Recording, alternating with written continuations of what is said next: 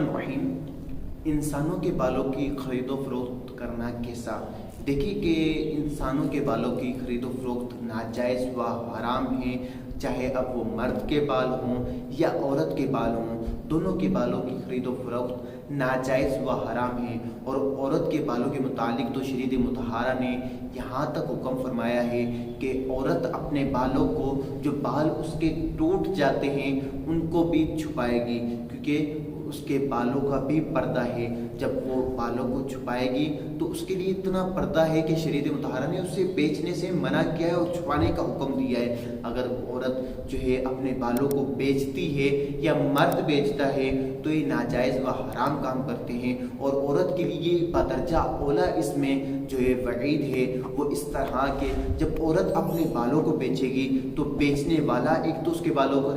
خریدے گا، یعنی جو خرید رہا ہے وہ اس کے بالوں کو دیکھے گا، اور جب وہ آگے جا کے فروخت کرے گا تو ایک اور نامحرم مرد اس کے بالوں کو دیکھے گا، اور پھر جب